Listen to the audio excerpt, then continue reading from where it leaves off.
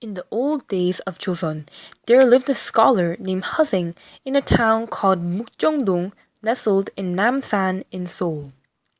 His livelihood was stricken with poverty. His home was too tattered to shelter rain and wind, and all of his clothes were fallen apart. But all Hussein liked to do was reading, and his family barely continued their lives by his wife's stitchwork. And one day, his wife was very hungry and bemoaned Tingle with weeping voice. "What is the point of reading since you do not apply for a government job?" Hussein replied with laughter, "My reading skill is not good enough."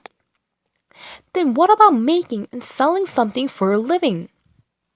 "There's no way to do that since I am lack of skill to make." "Then what about peddling?" "How could it be possible without seed money?" After all, his wife blustered with anger. "Is that something you can say after lifelong studying? Then you must go out and steal something since we are about to starve to death." Hussein folded his book and went outside.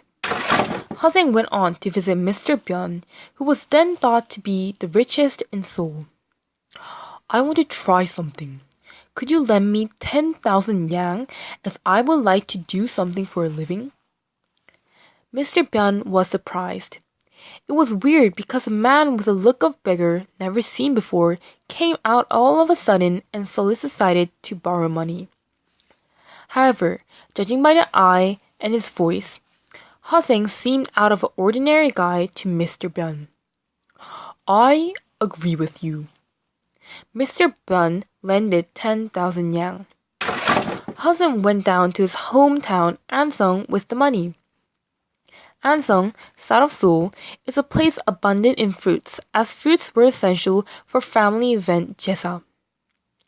Hussein went to Ansong and brought all the fruits. After some time later, people started to seek fruits for family event Jesa, only to find nothing is available.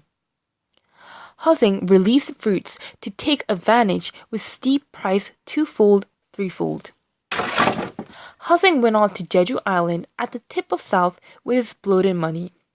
No other place of Joseon grew horses.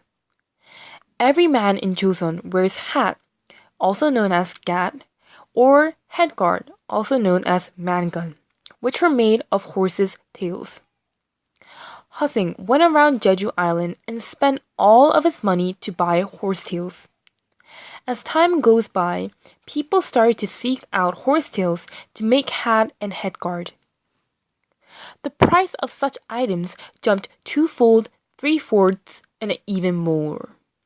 At this moment, Hussein put out the horsetails which he brought to the market and raked in hundreds of thousands of yang in profit again.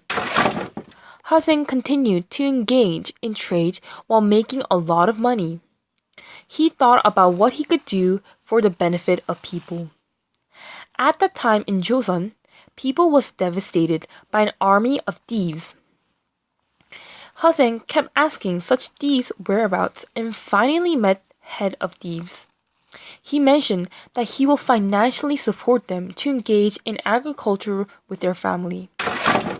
The head bought out all the thieves and met again with Hussein.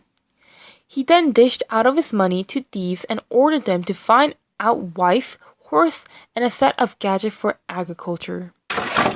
He took them to an island when the thieves prepared everything they were asked.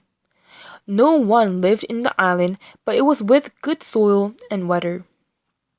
When he provided everything they need, Hussein suddenly disappeared. Then Hussein went on to Seoul to meet Mr. Byun.